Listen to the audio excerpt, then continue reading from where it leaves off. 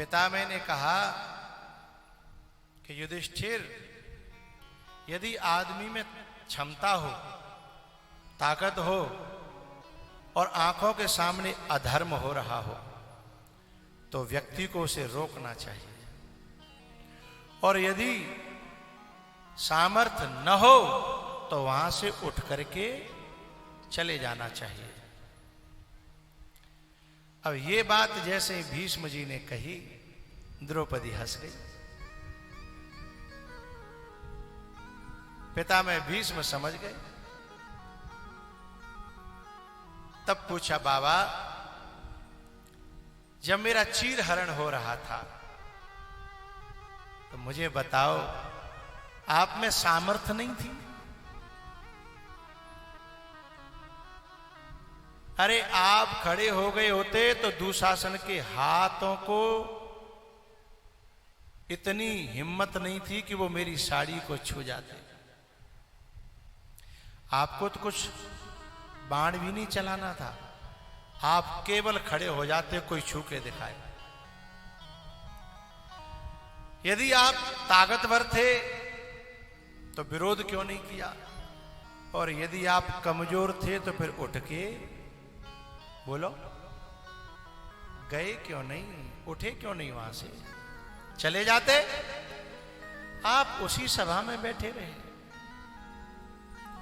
और आज आप इस मुख से उपदेश कर रहे हो। ऐसा आपने उस समय क्यों किया?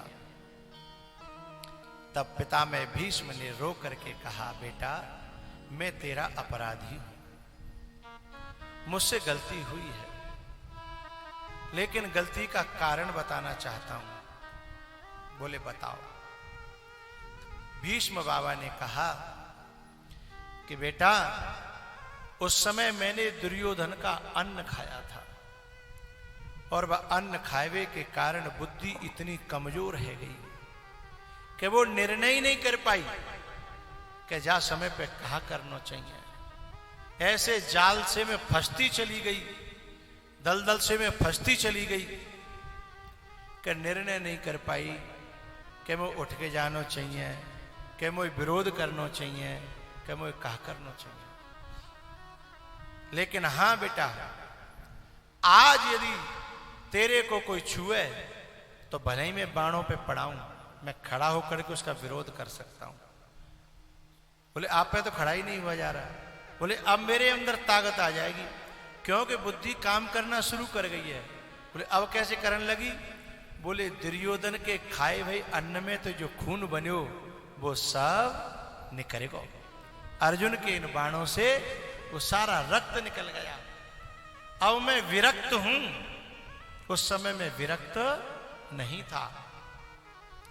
इसलिए हे बेटा, मैं तेरा अपराधी हूं। मैंने तेरी लाज को लुटते हुए इन आंखों से देखा है। ये आंखें अब तेरे सामने पड़ने लायक नहीं है। भैया, कोई अपनी गलती को स्वीकार कर ले तो भी भगवान रीझ जाते हैं।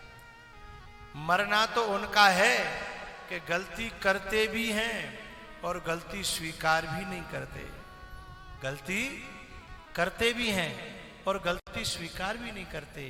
उन व्यक्तियों की जगह न परमात्मा के यहां है और न संसार में है, वे तो नरक के वासी होने हैं। पितामह भीष्म को द्रौपदी ने क्षमा किया, भगवान ने भी कृपा की और उनकी बुद्धि को अपनाया।